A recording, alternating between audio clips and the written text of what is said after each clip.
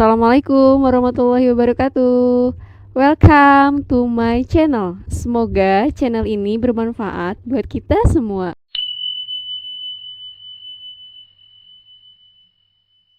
Arab jahiliyah suka berjudi dan minum khamar. Demikianlah minum sambil berjudi adalah kebiasaan yang amat digemari oleh bangsa Arab saat itu. Bahkan, setelah Nabi Muhammad SAW mengajarkan Islam, masih banyak pemeluk baru agama Islam yang masih suka meminum arak sampai turunlah perintah Allah yang berangsur-angsur mengharamkan orang meminum minuman keras. Judi memotong unta adalah judi yang paling digemari orang Arab jahiliyah. Bilah-bilah kayu dikocok dalam kantung dan dibagikan.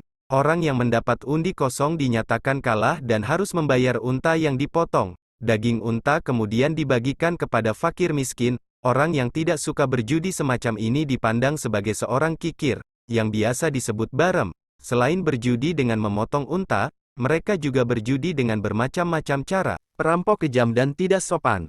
Mencuri dan merampok saat itu adalah hal yang biasa. Hanya sebagian kecil saja orang yang tidak pernah melakukannya. Perampok pun bukan cuma mengincar harta dan benda, tetapi juga orang yang dirampok. Perampok biasa menjadikan orang-orang yang telah dirampoknya menjadi tawanan dan budak belian. Saat itu perilaku bangsa Arab amat kejam, sampai melewati batas peri kemanusiaan. Anak-anak perempuannya sendiri mereka bunuh.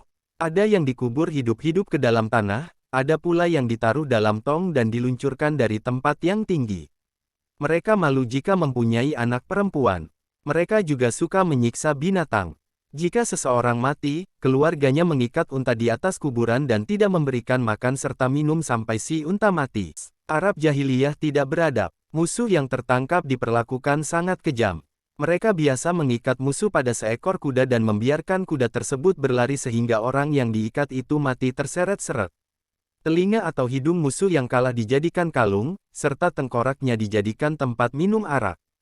Orang jahiliyah juga tidak mengenal sopan santun, mereka biasa berkeliling Ka'bah tanpa memakai pakaian.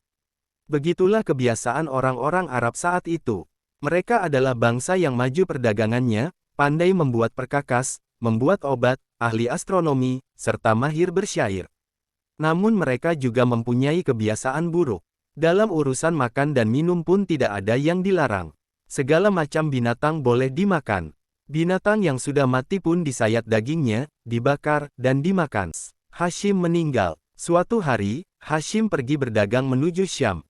Ketika melewati Yasrib, di kemudian hari disebut Madinah, Hashim melihat seorang wanita baik-baik dan terpandang.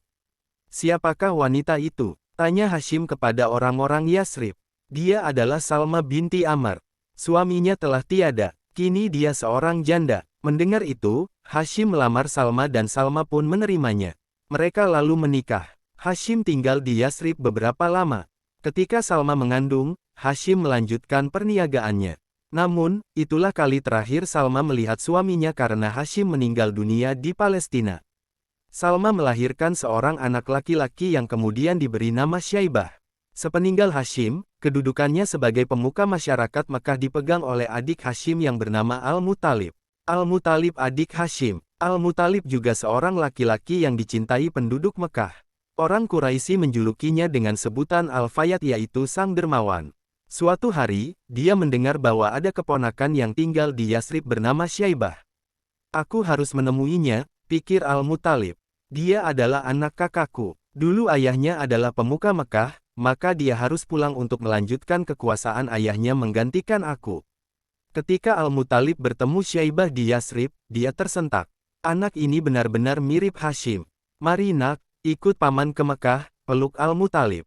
Tetapi, jika ibu tidak mengizinkan pergi, aku akan tetap tinggal di sini, jawab Syaibah. Nama Syaibah diberikan karena ada rambut putih uban di kepalanya sejak dia kecil.